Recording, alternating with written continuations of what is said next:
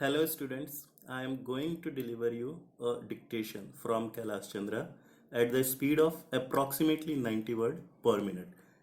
Dictation start in 5 seconds. Get ready. Start.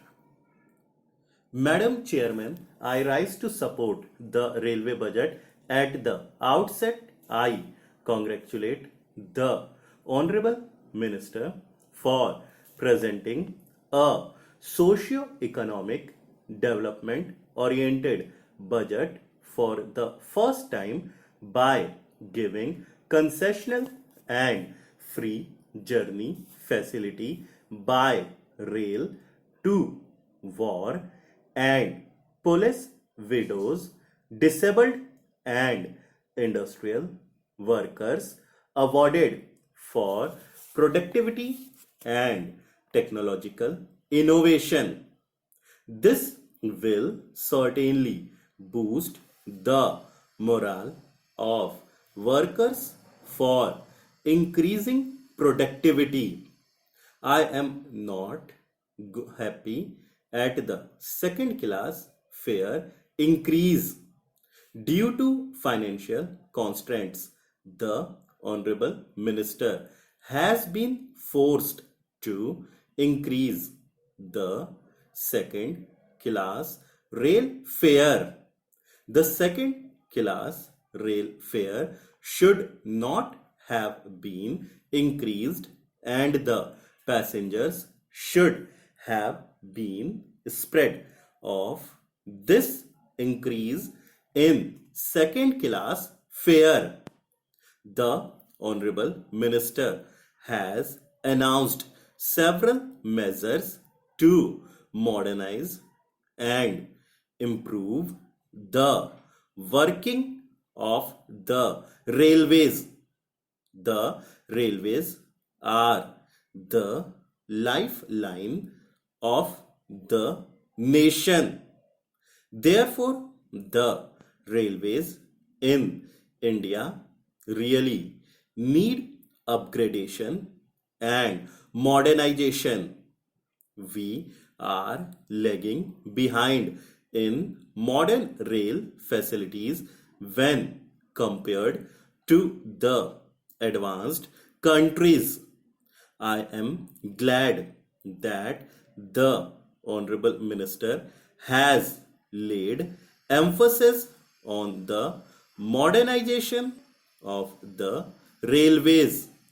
Adequate funds should be provided to implement modernization programs. The Indian Railways have made distinct improvements during the first 3 years of the seventh plan. The Honorable Minister deserves congratulations for this, but many more works are yet to be undertaken, and I hope with the efficiency and dedication of the ministry as well as with the dynamic minister, the Indian Railways will make further improvements in the remaining years of the seventh plan. Sir, I thank the Honorable Minister for exempting goods rate hike in respect of certain commodities like fertilizers, food grains, fodder, livestock, pulses, edible oils, salt, etc. These are the essential commodities of common use. So, this exemption will provide a great relief to the common man. Large parts of the country faced an unprecedented drought during 1987. The railways ensured massive movement of diesel, food grains, and edible oils to the drought affected areas. the track restoration work in the northeastern parts of the country after the flood was also commendable. Despite all these hurdles, the freight performance of the railways has surpassed the annual target. The credit goes to the employers and workers of the railways for these performance. I thank the Honorable Railway Minister for performing such a challenging task in an extremely efficient and commendable way. Sir, 64 new trains have been introduced during 1987 1988. The frequency of some existing trains has also been increased.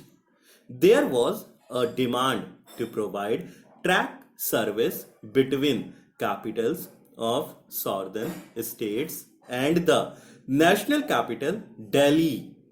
I am happy to say that superfast express services have been provided between Delhi and capitals of the four southern states Bangalore, Hyderabad, Madras, and Thiruvananthapuram during 1987 1988. The minister has given a list of some new trains proposed to be introduced from 1st May 1988. Now I would like to say a word about computerization of passenger reservation. The government have taken steps in this respect, but it is limited to Delhi and a few metropolitan cities.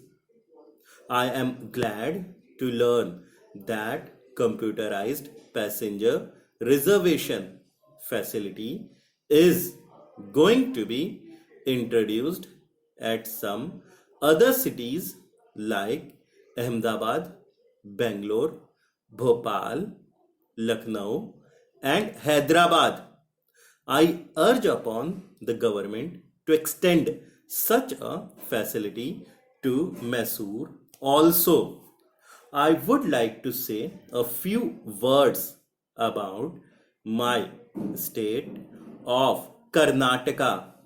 Karnataka is very deficient on broad gauge compared to other states in the south. Therefore, I would like to press for a more rapid conversation of the trunk routes in that state into broad gauge. There is reluctance on the part of the trade and industry to expand their industrial establishment and trade.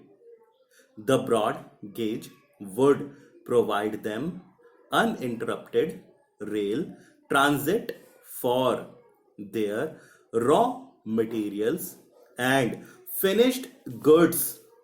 The conversion of Bangalore Mysore railway line into broad gauge was sanctioned during 1979. The estimated cost of the project was rupees 26 crores.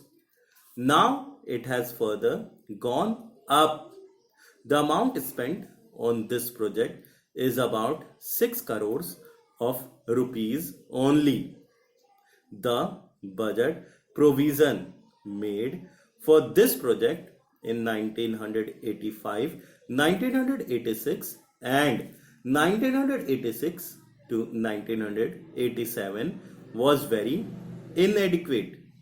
Therefore, I would like to request the Honorable Minister to provide sufficient funds for this conversion project so that it can be completed by the end of the seventh plan. I would like to say here that the people of Karnataka feel neglected as adequate funds are not allocated to the various projects. The people of Karnataka have been demanding for a separate southwestern railway zone. Recently, there was an agitation over this issue.